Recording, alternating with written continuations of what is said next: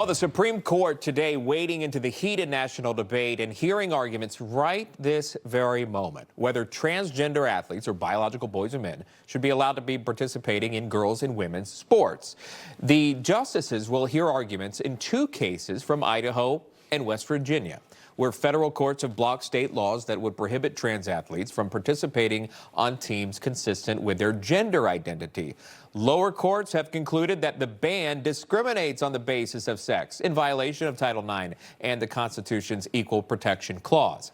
So we'll break this down. In West Virginia, the case here challenges a state ban from blocking middle schooler Becky Pepper Jackson, a biological boy identifying as a girl, from competing in girls' sports. Then in Idaho, that case challenges the state ban preventing college athlete Lindsey Hecox, a biological boy identifying as a female, from competing.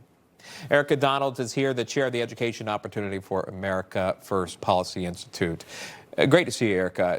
And especially on these topics, I think for maybe a few years now, you and I have spoke about men competing in women's sports, biological boys being allowed to enter women's spaces, restrooms, locker rooms. Here we are today, the Supreme Court taking up this, hearing oral arguments.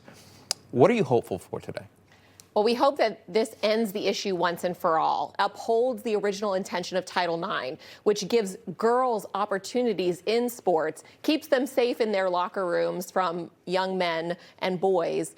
And that was the original intent. I was a high school basketball player, and frankly, I had never played basketball before in my life. If there was an opportunity for a boy to play on that team, they would have taken my spot. And you know what? That would have really demotivated me from even coming to school. And there are thousands of girls like that across our country. But it's not even just about motivation and opportunity to play. It's also about injury. We've seen life-threatening injuries happen when boys who are more powerful, are faster, have greater strength than girls just biologically, are really harming these girls. One that was highlighted by Trump almost a year ago in his State of the Union address. So it is about safety, but it's also about opportunity and the rights of young women to have their scholarships, their spaces, and their sports that was intended by Title IX in the first place. You mentioned Title IX. I want to show you this. The West Virginia Civil Liberties Union saying that there is, of course, no threat posed by Becky Pepper Jackson to women in West Virginia sports. We're a state of 1.8 million people, and there is one single trans girl in this state who wants to play sports with her friends. She doesn't represent a threat to the existence of women's sports in any way. Sadly, all of this stuff is about politics.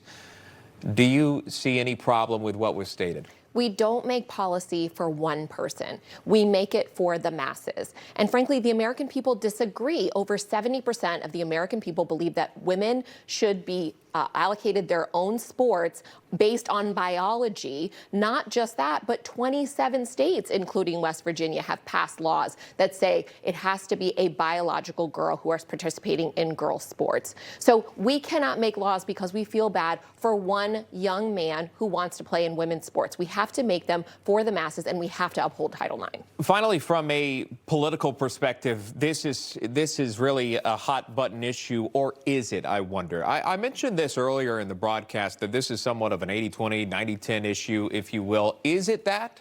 It absolutely is. And it's not just for Republicans, which actually support this 94% of Republicans at one of the latest polls, but even Democrats, nearly 70% of Democrats believe that girls should play only with biological girls. But of course, the politics is such that the Democrats are leaning into their far left base and the progressivism that has really taken over their party, but they've lost the message here, especially when people who have daughters, like I know you do, dads are now out there defending their daughters, and they've actually created a bipartisan coalition that we're seeing in front of the Supreme Court today of former Democrats, former progressive, lesbians, homosexuals, all coming together with conservatives to say enough is enough. I